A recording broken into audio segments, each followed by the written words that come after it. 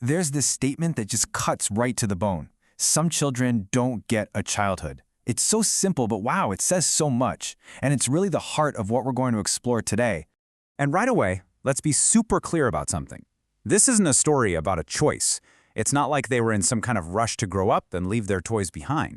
No, this is a story about survival, about circumstance. It was an adaptation that was forced on them. And that single idea, that it was a have to, not a want to, is the key to understanding everything else. Okay, so what do we call this experience? Well, we often call them the mature child. And let's start from the outside looking in. What does the world actually see? From the outside, it honestly looks pretty good, right? You see a kid who's quiet, who's responsible, who seems to understand things that are way beyond their years. So we give them a label, and we usually mean it as a compliment. We say they're mature.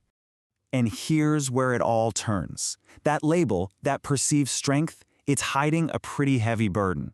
Because what's so important to get is that this isn't just a personality trait, it's a performance born out of necessity. So let's reframe how we think about this. This isn't a child who just hit their developmental milestones early. It's an adaptation, not a choice.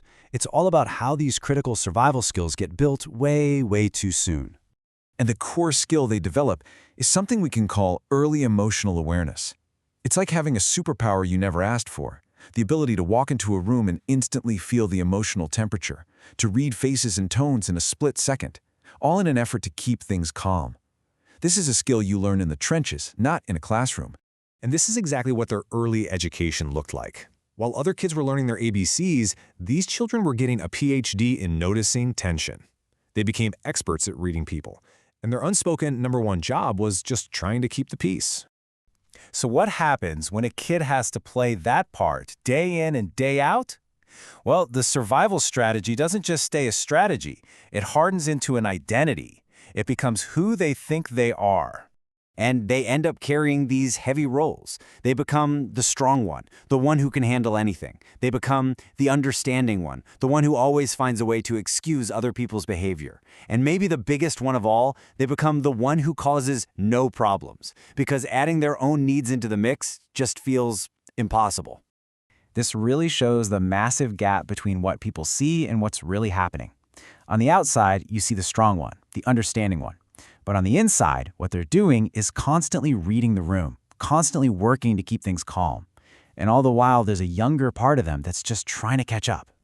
I mean, it's an incredible skill set, a masterclass in survival. But it leads us to the most important question in all of this. What is the long-term cost? And that brings us to the echoes in adulthood. Because that past, it doesn't stay in the past.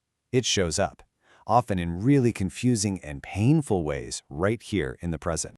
Because while they were so focused on surviving, there were these really fundamental lessons about living that they just missed out on.